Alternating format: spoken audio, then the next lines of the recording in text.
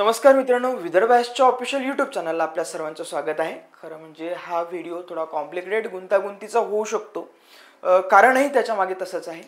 कारण 2 जुलै 2025 रोजी तिबेटचे धर्मगुरू किंवा प्रमुख दलाई लामा यांनी एक वादातीत विधान केलं, जे की वादातीत विधान चीनच्या बाजूने आहे. तर त्या अनुषंगाने हा व्हिडिओ फार महत्त्वाचा आहे. त्यातून एक वाद निर्माण झालेत, म्हणून हे वाद नेमके काय ते पाहण्याचा प्रयत्न करू.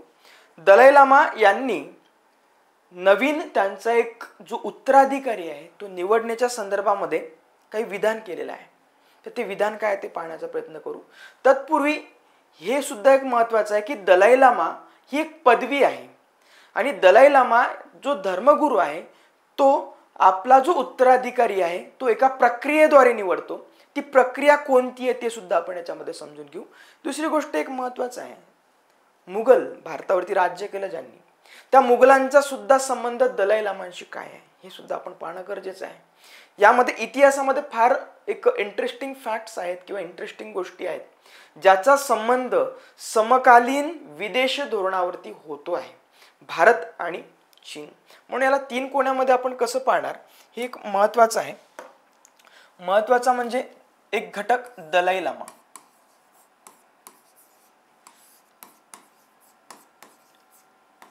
दलाई लामा यांच्यापासून सुरू होतं, त्याच्यानंतर ते तिबेट,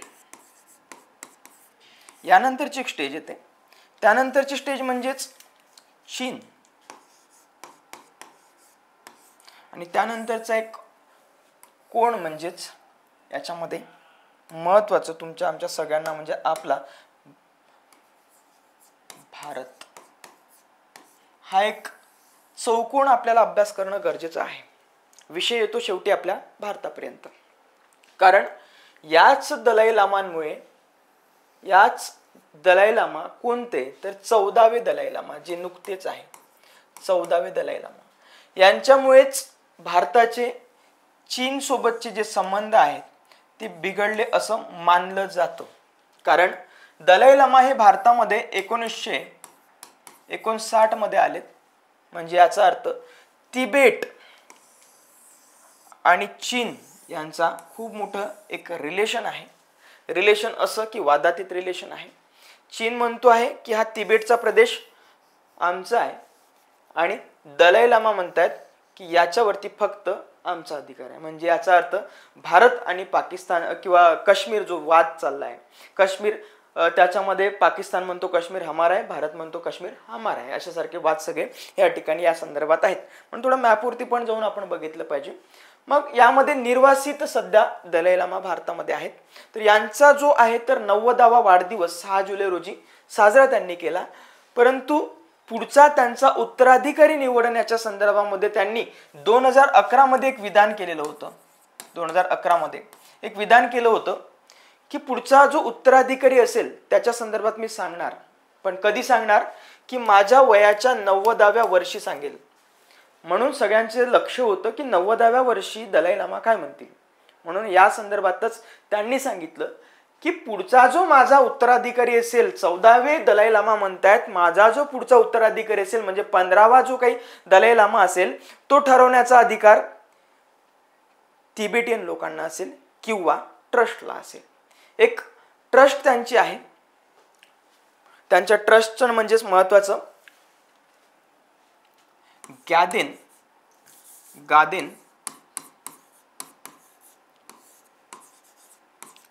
फरदांग ट्रस्ट. ही ट्रस्ट दलाई लामा यांनी 2015 मध्ये स्थापन केली होती. त्याचा उद्देश याच्यासाठी की पुढील दलाई लामा शोधण्यासाठीची ही ट्रस्ट होती. तर एक प्रक्रिया आहे ती, त्या प्रक्रियेपैकीच एक म्हणजे नंतर त्यांनी 2015 मध्ये एक अशा प्रकारे ट्रस्ट स्थापन केलेली आपल्याला दिसून येते. तर या अनुषंगाने आपल्याला तिबेटच्या बाबत थोडं पाहणं आवश्यक राहील. तिबेट काय आहे, त्याचं भौगोलिक स्थान काय आहे किंवा भौगोल त्याचा काय आहे, त्याच्यानंतर त्याचा इतिहास पाहणं आवश्यक आहे की तिथे साम्राज्य सर्वात अगोदर कुणाचं आलं हे पाहणं आवश्यक राहील. त्यानंतर आपण दलाई लामा यांच्या संदर्भात बघितलं पाहिजे. दलाई लामा यांचं काय आहे, त्यांचा इतिहास आपण बघितला पाहिजे.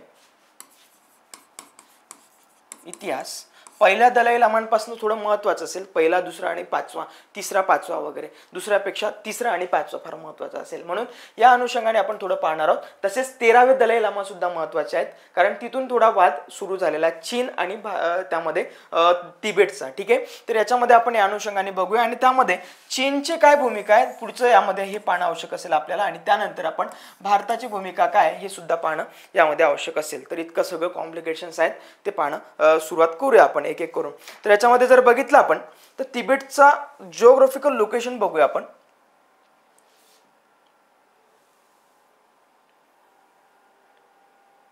सर्वात महत्त्वाचं म्हणजे बातमी जर बघितली आपण याच्यामध्ये तर ही बातमी बघूया काय म्हणताय. तेच की यामुळे एक एन्झायटी तयार झाली आहे किंवा एक वाद तयार झाले आहेत.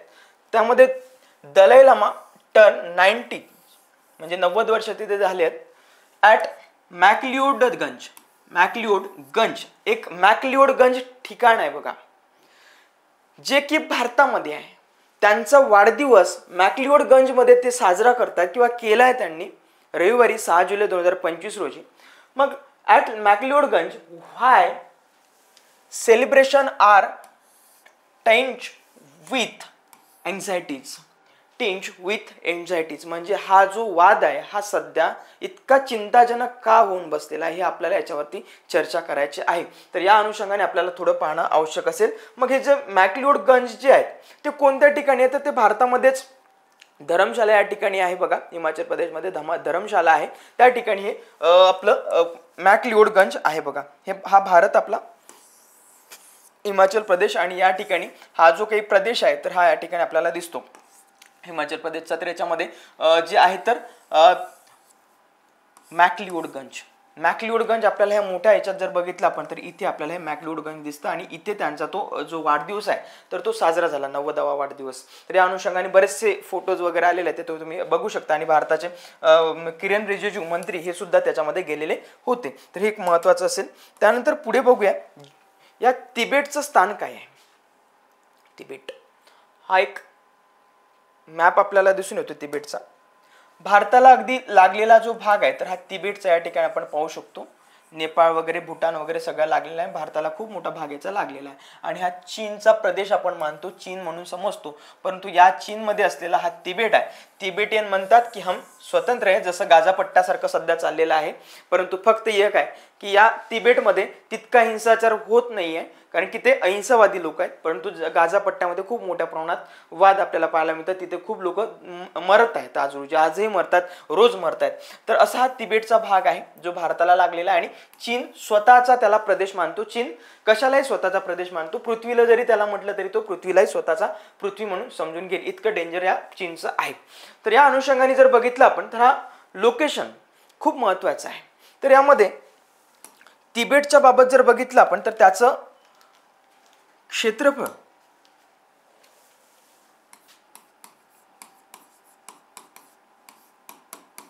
तिबेट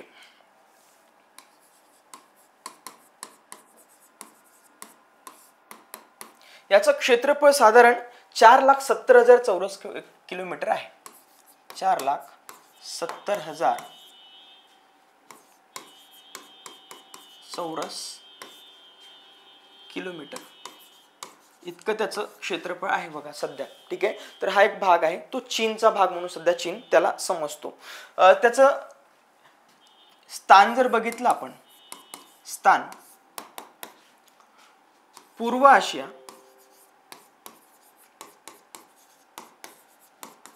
आशियाच्या पश्चिम भागात येतो. पूर्व आशियाच्या पश्चिम भागात आहे असं त्याचं स्थान आहे त्यामध्ये.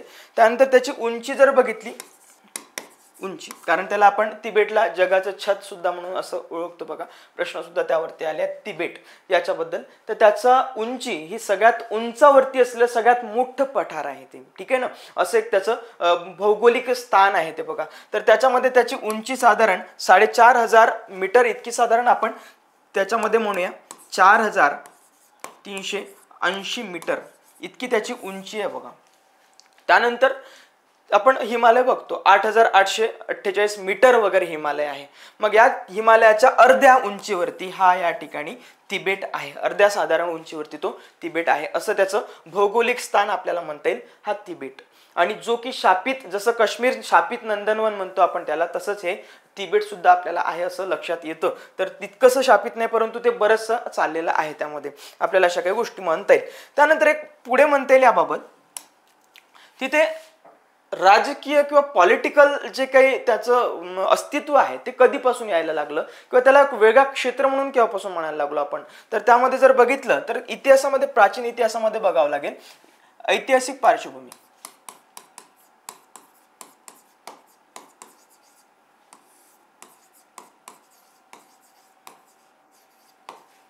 तिबेटची ऐतिहासिक पार्श्वभूमी, यामध्ये साधारण जर बघितलं आपण तर 4थ्या शतकामध्ये,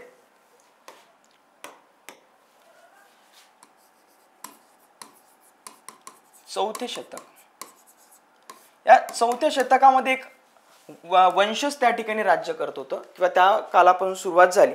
यारलुंग राजवंश, यारलुंग राजवंश आहे बघा, ते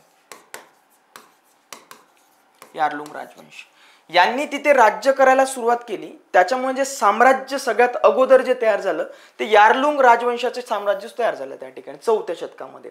मग आता हे एक आपल्याला म्हणता येईल यारलुंग राजवंश 4थे ते 7व्या शतकापर्यंत राहिलं. ते 4th ते 7वे शतक इथपर्यंत ते सत्तेवरती राहिलेत ते. त्यानंतर जर बघितलं आपण तर त्या ठिकाणी एक तांग राजवंश आलं बघा, तांग राजवंश, तांग राजवंश. तांग राजवंश त्या ठिकाणी सत्तेत आलं. या तांग राजवंशचा जो काही विषय आहे, तर तांग राजवंशचा जो राजा होते यांचा संघर्ष चालत होता चीन सोबत, संघर्ष होत होता चीन सोबत. म्हणजे सातत्याने चीन त्यांच्यावरती आक्रमण करायचं, पण चीनचं आणि या तांग राजवंशाचे एकदम क्लॅशेस सातत्याने चालू असायचे. म्हणजे इथून आपल्याला सुरुवात दिसते चीन आणि त्या तिबेटचे संघर्ष होताना. तर हा एक भाग म्हणता येईल. तर इथे सगळं ते चाललं. त्यानंतर या ठिकाणी बौद्ध धर्माचा एक प्रवेश झाला बघा. गौतम बुद्ध त्यांच्यानंतर इथे तो प्रदेश आपल्याला माहिती आहे की गौतम बुद्धांचा जन्म नेपाळमधला आहे आणि नेपाळमधून हा जो काही बौद्ध धर्म आहे तो चीनमध्ये जाऊन पोहोचला किंवा तिबेटपर्यंत जाऊन पोहोचला. चीन तेव्हा सगळ्यात भारतात जगामध्ये आपण बौद्ध धर्म जाऊन पोहोचला. पण यामध्ये जर बघितलं आपण तर पुढे बौद्ध धर्माचा प्रवेश या ठिकाणी होतो.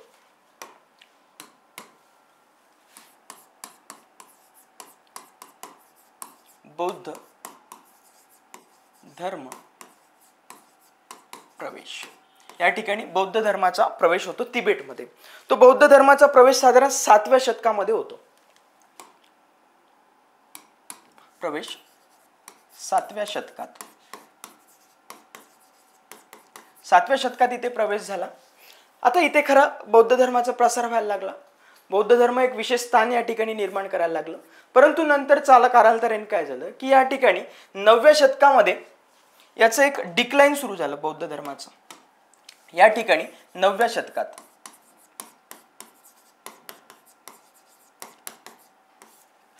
9व्या शतकामध्ये मागे पडला बौद्ध धर्म, त्यामध्ये पिछाडीवर गेला.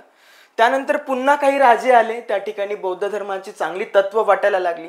त्या कारणाने परत 10व्या शतकामध्ये परत इथे बौद्ध धर्म पुन्हा प्रवेश त्यामध्ये उदय व्हायला लागला. 10व्या शतकात, 10व्या शतकात पुन्हा उदय किंवा उभारी त्याला व्हायला लागली, पुन्हा जागृत व्हायला लागला हा धर्म त्या ठिकाणी. हे आपल्याला यामध्ये लक्षात येतं. आता जो काही तिबेट आहे, तिबेट या ठिकाणी असलेला जो बौद्ध धर्म आहे तो बौद्ध धर्म कोणता? आता आपल्याकडे बौद्ध धर्माचे वेगवेगळे त्यामध्ये परंपरा आहेत किंवा त्याला आपण म्हणू वेगवेगळे पद्धती आहेत किंवा त्याचा प्रकार आहेत. तर यामध्ये जर बघितलं इथला जो पंथ आहे बौद्ध धर्माचा पंथ, हा पंथ कोणता आहे? हा पंथ आहे वज्रयान. वज्रयान, वज्रयान बौद्ध धर्म या ठिकाणी. वज्रयान बौद्ध धर्म आहे बघा. आता हा बौद्धयान म्हणजे वज्रयान बौद्ध धर्म जर या ठिकाणी आहे, तर इथे सुद्धा आता जसं आहे ना आपल्या जातीतच 4 म्हणजे 1000 इतक्या जाती आहेत, उपजाती, पोटजाती. तसंच धर्मामध्ये सुद्धा इतर काही बरेचसे असे वाढत गेलेले आहेत किंवा प्रकार त्याच्यामध्ये वाढत गेले. नाही पटलं परत दुसरं त्याच्यात कर, नाही पटलं परत दुसरं त्याच्यात कर, अशा गोष्टी हे वाढत गेलेल्या आहेत. यामध्ये आपल्याला एक लक्षात येतं. तर अशाच प्रकारे वज्रयानामध्ये सुद्धा काही प्रकार पडले आहेत बघा. वज्रयानामध्ये 4 प्रकार पडलेत. वज्रयानाचे 4 प्रकार आपल्याला म्हणता येईल. ते 4 प्रकार कोणते आहेत ते महत्वाचं आहे.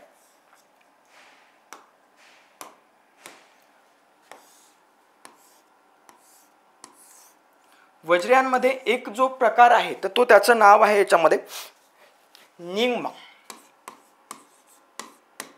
निंगमा नावं थोडी विचित्र आहेत काही म्हणजे ते थोडं चायनीज भाषेमध्ये किंवा पाली भाषेमधलं थोडे काही नावांचा टच आपल्याला याच्यामध्ये दिसतो. निंगमा याच्यामध्ये एक हा धर्म एक प्रकार आहे बघा तो निंगमा.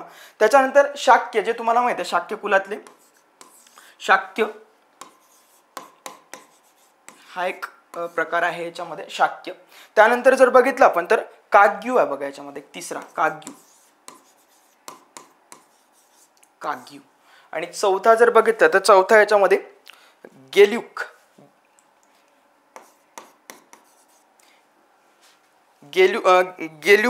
बघा. गेलुप्पा हे मलाही लक्षात ठेवायला थोडे अवघडच आहेत, कारण की म्हणजे फारच डेंजर नाव आहेत ते. आता लक्षात ठेवायला थोडे अवघडच असतात, पण हे सातत्याने आपण रिवाइज केलं तर आपल्याला ते लक्षात राहू शकतात. तर यापैकी 4 असे काही प्रकार आहेत बघा या वज्रयानामध्ये. वज्रयानामध्ये 4 प्रकार आहेत, परंतु या 4 प्रकारापैकी तिबेटमध्ये जो सगळ्यात जास्त आता सध्या दिसतो तो सगळ्यात जास्त दिसणारा म्हणजे गेलुल्पा आहे बघा. गेलुल्पा हा जो काही एक पंथ आहे, गेलुल्पा पंथ हाच खरा आताच्या दलाई लामांचा पंथ आहे किंवा दलाई लामांचा हा प्रकार याच्यामध्ये आपल्याला दिसून येतो. गेलुल्पा बद्दल बघूया आपण. गेलुल्पा यांच्याबद्दल थोडं बघूया.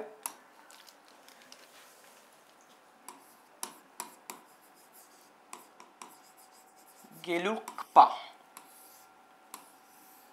वज्रयानाशी संबंधित असलेला गेलुल्पा हा एक पंथ त्या वज्रयानामधला. मग याच्यामध्ये खरं जे आता जो वाद दिसतो हा खरा इथून सुरू झालेला आहे.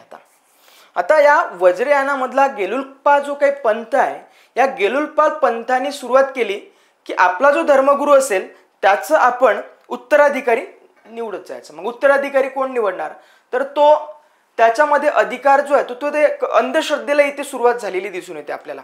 म्हणजे गौतम बुद्धांनी खरं म्हणजे अंधश्रद्धेचा नाश करण्याचं ठरवलं की त्याच्यामध्ये पुनर्जन्मावरती त्यांचा ह्याच्याबाबत जर बघितलं तर इथे मानलं जातं की पुनर्जन्म त्यांचा धर्मगुरू घेतो. तर मग हा पुनर्जन्म गौतम बुद्ध तर वेगळेच राहिले, आता तिकडेच बाजूला झाला. आता धर्मगुरूंचा पुनर्जन्म सुरू झाला. मग इथून सुरू झालं की या पुनर्जन्माच्या बाबत मग पुनर्जन्म कोण, म्हणजे जो पुनर्जन्म घेईल तो त्या दलाई लामाचा उत्तराधिकारी असेल, असं सुरू झालं. तर मग आता इथून खरं म्हणता येईल आपल्याला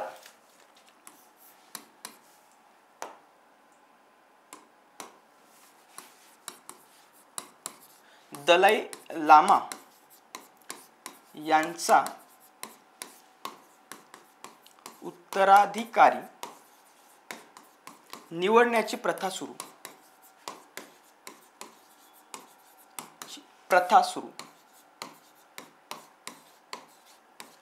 झाली इथून. खरं आता इथून दिसेल आता उत्तराधिकारी काय काय असेल. त्याच्यानंतर याच्यामध्ये जर बघितलं तर नुकतंच आपल्याकडे गादेन फोड्रंग जे काही ट्रस्ट दिसते तर फोड्रंग ट्रस्ट ती ट्रस्ट सध्याची स्थापन झालेली आहे. पण एक प्रथा तिथे वेगवेगळी परंपरा होती. तर काय असेल, मग या प्रथेमध्ये काय असेल की एखादा जो धर्मगुरू आहे, धर्मगुरू म्हणजेच काय तर त्याच्यामध्ये दलाई लामा. मग आता समजा पहिले दलाई लामा असेल, ठीक आहे, पहिले दलाई लामा यांचं निधन झालं. मग आता उत्तराधिकारी निवडायचा आहे. मग उत्तराधिकारी कसा निवडणार, यांचं निधन झाल्यानंतर त्यांची एक समिती असेल किंवा ती समिती काय करेल, बघेल की पहिल्या दलाई लामांनी काही संकेत दिले होते का. मग त्याच्यामध्ये ते एखाद्या नदीचं वगैरे नाव सांगितलं होतं का त्यांनी त्या भागात, त्याच्यानंतर एखादा काही संकेत त्याच्यामध्ये काही एखाद्या प्राण्याचं नाव घेतलं का, प्राणी वगैरे ते काही सांगितलं असेल का. त्यानंतर इतर काही संकेत दिले आहेत का, एखाद्या जागेचं वगैरे नाव घेतलं आहे का त्यांनी, जागा असं काही नाव घेतलं का. त्याच्यानंतर काही वर्षांचं सांगितलं का. हे बरेचसे असे ज्याच्यामध्ये असतात ना, सट्टा लावणारे लोक असतात बघा. एखाद्या महाराजांनी एखादा शब्द बोलला की ते आपलं डोकं लावतात आणि अरे हा कोणता आकडा येईल आपला, अशा प्रकारचा हा प्रकार आहे सगळा. तर इथे हे असं संकेत बघून ती कमिटी काय करते की त्यांचा जो पुढचा धर्मगुरू असेल तो कोण असेल याची निवड करतात. आता तुम्ही तो ना चित्रपट आहे बघा अक्षय कुमारचा की चांदनी चौक टू चायना, तर त्याच्यामध्ये जे दाखवले जो प्रकार तोच प्रकार आहे. अक्षय कुमारला ते पकडून नेतात म्हणजे याचा अर्थ तो आमचा धर्मगुरू आहे बाबा असं जे दाखवलं जातं सेम ॲज इट इज हे आहे ते. ठीक आहे, हाच प्रकार आणि इथूनच त्यांनी ती स्टोरी उचललेली आहे. तर हा एक प्रकार या ठिकाणी दिसतो. ही एक प्रक्रिया अशा प्रकारे होती. मग दलाई लामा सध्याचे जे दलाई लामा आहे यांना म्हणजे त्यांनी 3ऱ्या वर्षी वगैरे धर्मगुरू समजलेलं होतं बघा. 14व्या वर्षी ते तिबेटचे प्रमुख होते. म्हणजे इतकं भयंकर ते त्याच्यामध्ये समजतात की वंश परंपरागत नुसार नसतं, परंतु जो काही अंदाज लागेल त्या अंदाजानुसार कोणालाही. म्हणूनच आता सध्या जे म्हटलं गेलेलं आहे की या 14व्या दलाई लामा यांनी काय म्हटलं की पुढचा जो उत्तराधिकारी असेल आमचा तो कुठून निवडलेला असेल तर तो निवडण्याचा अधिकार तिबेटियन लोकांना असू शकतो. किंवा ते हे सुद्धा म्हणतात तिबेटियन लोकांना जर गरज वाटत असेल 15व्या दलाई लामाची तरच त्यांनी निवड करावी, अदरवाईज करू नये. आणि याच्यामध्ये चीनची कोणतीही भूमिका राहणार नाही. चीनची भूमिका स्पष्टपणे या 14व्या दलाई लामा यांनी नाकारलेली आहे. ठीक आहे, म्हणूनच या ठिकाणी वाद खरे सुरू झालेले आहेत. मग आता याच्यामध्ये पुढे जर बघितलं आपण तर पहिले दलाई लामा आपल्याला पाहायला मिळतात. पहिले दलाई लामा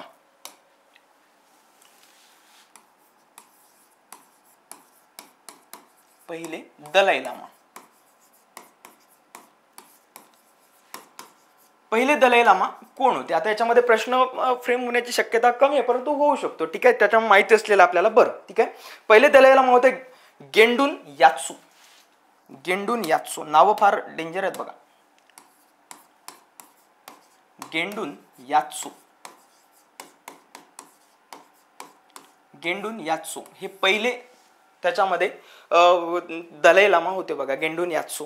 त्याच्यानंतर जर बघितलं आपण गेंडून यात्सू यांच्यानंतर जी दलाई लामाची जी पद जो आहे पदवी, ती पदवी जी आहे तर ती या पहिल्या दलाई लामांपासून दिली जात नव्हती जरी मानलं गेलं असलं.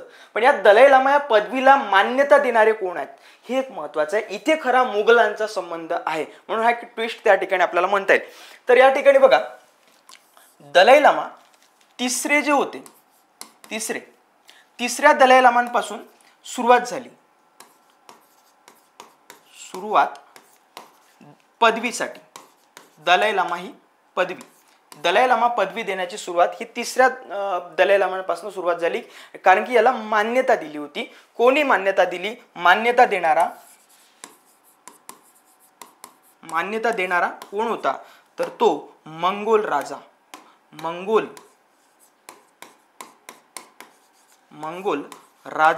हा राजाचं वर्चस्व या तिबेटवर होतं बघा, मंगोलियन राजा. मग हा मंगोलच कोण आहेत?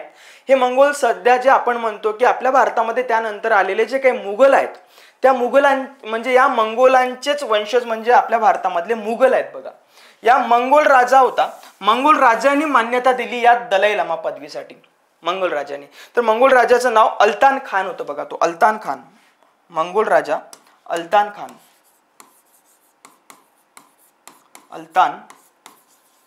खान यांनी मान्यता दिली बघायला, अल्तान खान. मग चौथा जो धर्मगुरू होता, आता तिसऱ्या धर्मगुरू आल्यानंतर तिसऱ्या धर्मगुरूंपासून सुरुवात झाली की आता ह्या ज्या धर्मगुरूला पद जे आहे हे दलाई लामा आपण म्हणायचं असं सुरुवात झाली. दलाई लामा म्हणजे काय? दलाई याचा अर्थ काय? दलाई याचा अर्थ महासागर आणि लामा याचा अर्थ काय? लामा म्हणजेच काय?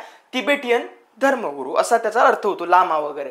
तर हे याच्यामध्ये दलाई लामा असं त्याला म्हटलं गेलं. मग मंगोल राजांनी मान्यता दिली याला दलाई म्हणजे अल्तान खान यांनी. अल्तान खाननी म्हटलं की आता इथून पुढे जो काही धर्मगुरू असेल या तिबेटचा तर त्याला आपण याला दलाई लामा असं म्हणायचं, म्हणून ही मान्यता सुरुवात झाली. मग तिसरा जो काही दलाई लामा होता याला विशिष्ट पदवी म्हणून ओळखलं गेलं. मग यानंतर काय झालं की चौथा दलाई लामा आला बघा.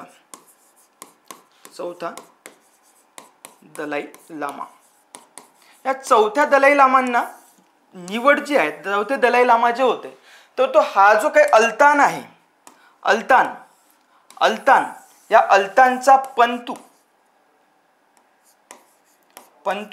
म्हणजेच पन्नातू, अल्तानचा पन्नातू, अल्तानचा पन्नातू हा चौथा दलाई लामा होता. म्हणजे याचा अर्थ सध्या आपल्या भारतातले जे काही मुघल आपण ज्यांना ओळखतो ते मुघलांचा वंशजच हा चौथा दलाई लामा होता. म्हणजेच मुघलांचा याचा अर्थ मंगोलांचा. ठीक आहे, मंगोलांचाच चौथा जो वंशज होता तर तो याच्यामध्ये दलाई लामा ठरलेला होता. म्हणून एकमेव असा तो दलाई लामा आहे जो नॉन तिबेटियन होता, गैर तिबेटियन असलेला एकमेव दलाई लामा आहे, तो चौथा दलाई लामा आहे बघा. आणि तो चौथा दलाई लामा या अल्तान जो की ज्यामध्ये मंगोल राजाचाच पन्नातू होता, त्यालाच ते बनवण्यात आलं होतं त्या ठिकाणी. मग इथून आपल्याला एक सुरुवात झालेली दिसून येते. त्यानंतर मग आता पुढे डायरेक्ट जाऊ आपण 1911 मध्ये. खरी पिक्चर तिथून सुरुवात होते 1911 पासून. मग आता हे बघितलं आपण 1911, 11-12 या वर्षामध्ये जर बघितलं तर थोडं आपल्याला इथून खरा परत ट्विस्ट चालू होतो बघा. एक किंग राजवंश याच्यामध्ये सत्तेत आलं बघा. किंग राजवंश चीनमध्ये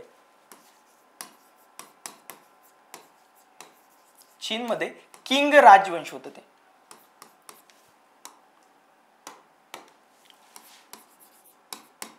किंग राजवंश सत्तेत आले इथे. किंग राजवंशचा खरा इथे एक कॉम्प्लेक्स सुरू झाले तिबेट सोबत. तिबेटियन लोकांनी याच्या विरुद्ध काही बंड केला बघा.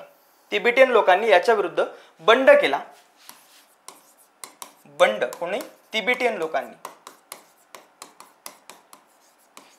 लोकांनी बंड केला. आणि इथं स्वतःचं जे काही तिबेट राज्य आहे ते तिबेट राज्य स्वतःचं अस्तित्व आहे असं ते मानायला लागले.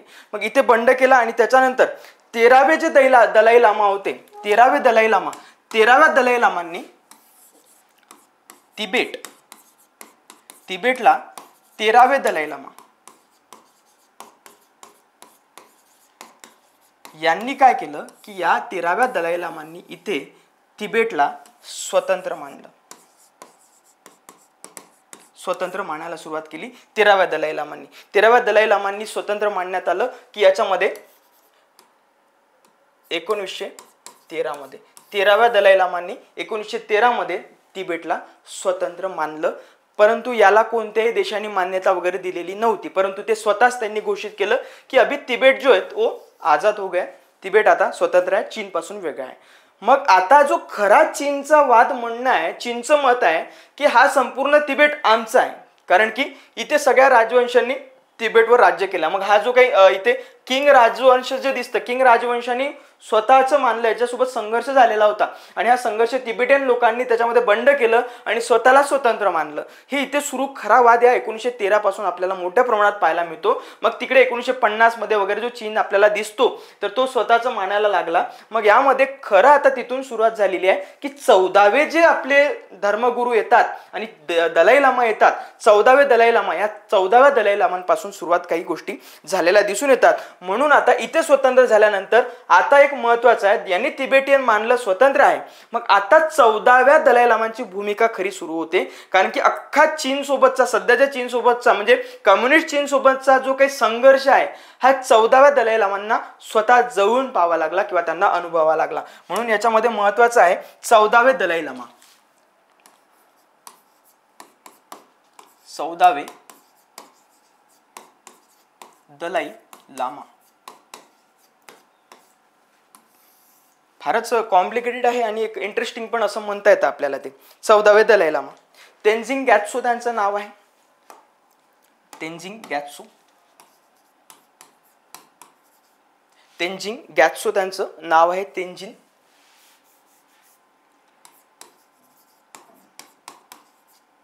ग्यात्सो हे लक्षात असू द्या. तेन्झिंग ग्यात्सो हे त्यांचं मूळ नाव आहे बघा. मूळ नावावरती प्रश्न फ्रेम होऊ शकतो बरेचदा, कारण की दलाई लामा यांचा संबंध भारताशी आहे, ते भारतात सध्या राहतात, त्याच्यामुळे त्यांच्याशी हा एक संबंध निर्माण होऊ शकतो किंवा प्रश्न निर्माण होऊ शकतो. तर त्यांचा जन्म जो आहे तो 1935 मध्ये त्यांचा जन्म झालेला होता. 1935 मध्ये 1913ला तिबेट घोषित होतो आहे आणि 1935ला 14व्या दलाई लामा यांचा जन्म होतो आहे आणि 14व्या दलाई लामांना आता 14वे दलाई लामा म्हणून मान्यता कधी मिळते आहे? 14वे दलाई लामा म्हणून मान्यता त्यांना 1937 मध्ये 14वे दलाई लामा मान्यता म्हणण्यापेक्षा किंवा शोधलं त्यांना 14वे दलाई लामा म्हणून शोध केला त्यांनी. ही जी समिती होती त्यांनी शोध घेतला. शोध घेऊन त्या 14व्या दलाई लामांचा शोध लावला. जन्म यांचा 35ला झाला परंतु यांना शोधून 14वे दलाई लामा म्हणून मान्य कधी केलं त्यांनी? 1937 मध्ये मान्य केलं. म्हणजे किती वर्षाचे असतील दलाई लामा? हार्डली 2-3 वर्षाचे दलाई लामा आहेत. आणि इथे या वर्षी ते पहिले म्हणजे त्यामध्ये 14वे दलाई लामा ठरतात. 2-3 वर्षाचं लेकरू त्या ठिकाणी ते दलाई लामा ठरतात. म्हणजे किती अवघड कार्यक्रम या ठिकाणी म्हणता येईल.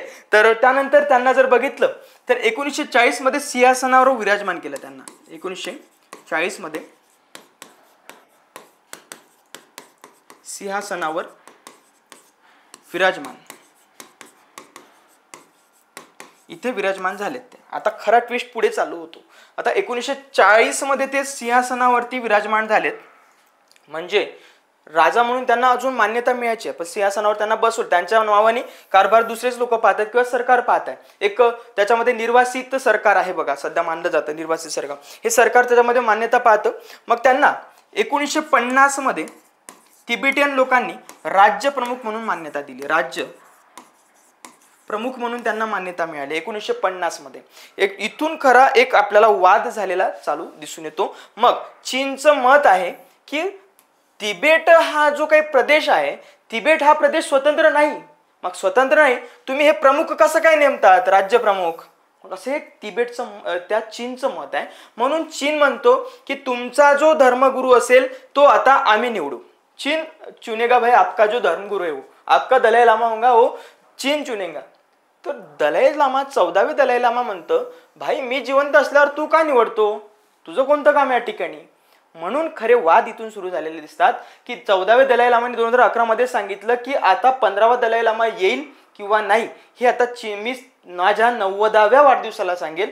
मग त्यांनी आता सांगितलं की मैं तो और जीने वाला हूँ भाई. ते म्हणतात 90 वर्षाचा जरी झालो तरी मी 130 वर्ष जगण्याचं माझी इच्छा आहे आणि 130 वर्ष मी आता धर्मगुरू राहण्याची इच्छा. म्हणजे आता हे काय म्हटलं पाहिजे, म्हणजे इतकी प्रगाढ इच्छाशक्ती की जगण्याच्या बाबत म्हणजे माणसं मरायची वाट बघतात आणि हे यामध्ये जगण्याची वाट बघतात की 130 वर्षापर्यंत मला तिबेटची सेवा करायची असं म्हणतात.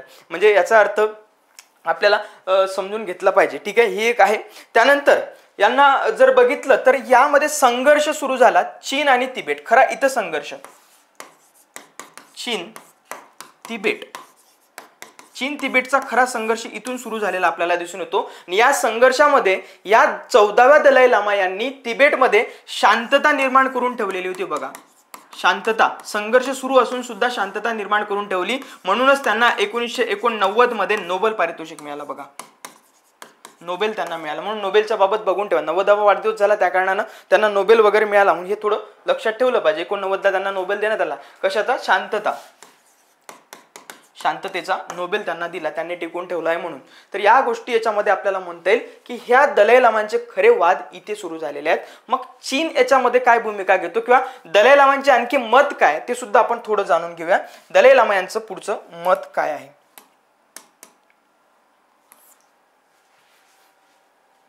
दलाई लामा यांचं पुढचं मत काय आहे? आपल्याला चीनचे आपल्या तिबेटचे 3 भाग दिसतात. अमडो, खामजा आहे बघा एक, त्यानंतर आहे युत्सांग आहे बघा, उत्सांग पण त्याला म्हणतात. तर ते आहे प्रदेश. त्याच्यानंतर आपल्याला जर बघितलं या ठिकाणी तर महत्वाचं आहे की दलाई लामा यांचं सध्याचं मत काय. बघा, सध्याचं मत आहे 2011ला त्यांनी एक निर्णय घेतला. दलाई लामांनी राजकीय सत्ता तिबेट निर्वासित सरकारला त्यांनी सोपवलेली होती. तिबेट सेंट्रल तिबेटियन ऍडमिनिस्ट्रेशन आहे बघा, तर ते हरियाणा आपल्या हिमाचल प्रदेश मधून काम करतं. धर्मशाला या ठिकाणी त्यांची ते त्याला ठिकाण दिलं आपण त्यांना, त्या ठिकाणी ते राहतात निर्वासित म्हणून. तर तिथे प्रमुख म्हणून ते काम करतात आणि तिथून ते तिबेटचं काम पाहतात. बघा, तिथलं गव्हर्नमेंट, ठीक आहे, आपल्या भारतामध्ये गव्हर्नमेंट आणि ते तिथून तिथलं काम पाहतात तिबेटचं, तर त्यांना ते हस्तांतरित केलं, धार्मिक नेतृत्व त्यांच्याकडेच त्यांनी दिलं. मग आता ते 90व्या वाढदिवसाला सांगेन म्हणे की तुम्हाला काय धर्मगुरू असेल किंवा नसेल, दलाई लामा येईल किंवा नाही हे सुद्धा ते सांगतो बोलले. 2019 मध्ये त्यांनी काय म्हटलं होतं बघा, 2019 मध्ये म्हटलं ते माझ्या उत्तराधिकाराचा निर्णय तिबेटी लोक आणि बौद्ध अनुयायी घेतील, चीनला यामध्ये कोणतीही भूमिका नाही, चीन याच्यामध्ये कोणतीही भूमिका घेऊ शकत नाही सांगितलं. 2023 मध्ये ते स्पष्टीकरण देतात, परत 2023 मध्ये सांगतात, त्यांनी सांगितलं की माझ्या मृत्यूनंतरच माझा पुनर्जन्म ओळखला जाईल. हे खूप महत्वाचं आहे, त्यांच्या मृत्यूनंतरच. 14वे दलाई लामा हे म्हणतात मृत्यूनंतर उत्तराधिकारी, नंतर उत्तराधिकारी नेमला जाईल. मग मृत्यूनंतर उत्तराधिकारी नेमला जाईल, पण दलाई लामा काय म्हणतात की मी अजून 130 वर्ष जगणार आहे, त्याच्यामुळे 130 वर्षानंतर माझा उत्तराधिकारी नेमला जाईल, सध्या टेन्शन घेऊ नका असं ते बोललेत सरळ सरळ. म्हणजे याचा अर्थ वाद तिथे थांबला नाही, आणखी परत चीनचा वाद त्या ठिकाणी आपल्याला पाहायला मिळतो. जर समजा त्यांचं निधन झालंच तर मग परत निवडासाठी चीनने काय केलेलं आहे, चीनने स्वतःचा एक दुसऱ्या क्रमांकाचा एक दलाई लामा तयार करून ठेवला. त्याचा 1995 मध्ये वगैरे त्यांनी ते किडनॅप करून वगैरे जवळ वगैरे ठेवला. आता हे दलाई लामा गेल्यानंतर तो त्यांचा दलाई लामा प्रोजेक्ट करेल, हे सुद्धा त्याच्यामध्ये एक असं आहे, एक फार मोठं कॉम्प्लिकेशन्स त्याच्यामध्ये आहे. चीननी तो पण एक तयार ठेवला त्याच्यामध्ये. तर अशा काही गोष्टी याच्यामध्ये आपल्याला पाहता येईल. तर या घटना फार गंभीर आहेत, त्या अनुषंगाने आपल्याला याला समजून घेणं गरजेचं आहे. मग भारताची याच्यामध्ये काय भूमिका आहे, भारत सरळ म्हणतो, भारत जो आहे आता दलाई लामा 1959 मध्ये भारतात आले. लामा भारतात आले, मग भारतामध्ये आले, त्यांना आपण शरण दिली, भारतामध्ये थांबले. जसे आपण मुक्त जे काही बांगलादेशचे अध्यक्ष आहेत त्यांना आपण पंतप्रधान आहेत त्यांना आपण स्थान दिलेलं होतं, थांबायला दिलं होतं, तसंच आपण चीनच्या या दलाई म्हणजे तिबेटच्या दलाई लामांना दिलेलं होतं. मग याच्यामध्ये दलाई लामा भारतात आले, म्हणूनच भारतासोबत 1962चं जे भारत चीन युद्ध झालं ते या कारणाने झालं असं मानलं जातं बघा. त्यांनी एक राग चीनच्या मनामध्ये होता की हमारे दुश्मन को, हमारे फुटीतावादी को आपने स्थान दिया, आपने जगह दी, तो इसकी वजह से उनको यहाँ पे एक संघर्ष आपल्याला पाहायला मिळतो. ठीक आहे, या गोष्टी आपण समजल्या पाहिजेत, बघितल्या पाहिजेत. म्हणून आगामी फॉरेन पॉलिसीसाठी भारत हा चीन सोबत दलाई लामा यांच्यासाठी काय भूमिका घेईल हे आपल्याला पाहणं आवश्यक राहील. भारताने या ठिकाणी न्यूट्रल भूमिका घेणं आवश्यक आहे, कारण भारत आणि चीन किती म्हटलं तरी एक पॉलिटिकल सिस्टीम आहे, तिथे ते राज्य म्हणून अस्तित्वात आहे. मग राज्य म्हणून जर सध्या अस्तित्वात आहे तर आपल्याला ते एक न्यूट्रल भूमिका घेणं गरजेचं आहे. फक्त एक आहे की या तिबेटियन लोकांसोबत हिंसाचार होता कामा नये, आणि चीन हा त्यांच्यासोबत हिंसाचार करतो, त्यांना मारतो, ह्या सगळ्या गोष्टी घडतात. म्हणून आपण सांगितलं पाहिजे की चीनने त्यामध्ये शांततेच्या मार्गाने या मार्गाने निपटवला पाहिजे. जसं आपण भारत आणि आपल्या काश्मीरचा जो मुद्दा आहे तो शांततेच्या मार्गाने निपटवण्याचा प्रयत्न करतो, परंतु त्याच्यामध्ये पाकिस्तान आक्रमकरित्या आपल्यासोबत त्याला डील करतो. मग या गोष्टीने हिंसाचार वाढतो, पण तसा हिंसाचार तिबेट आणि त्या चीनमध्ये होता कामा नये असं आपल्याला या ठिकाणी मत व्यक्त करणं गरजेचं राहील. तर या ठिकाणी थांबूया मित्रांनो, भेटूया आपण आपल्या नेक्स्ट व्हिडिओला. आशा आहे की तुम्हाला हा व्हिडिओ समजला असेल, नसेल समजला तरी सांगा, समजला असेल तरी सांगा. यापेक्षा आणखी आपण कोणते व्हिडिओ घेतले पाहिजे ते सुद्धा कमेंटमध्ये नक्की सांगा. या ठिकाणी थांबू, भेटू आपण आपल्या नेक्स्ट व्हिडिओला. थँक्यू, धन्यवाद.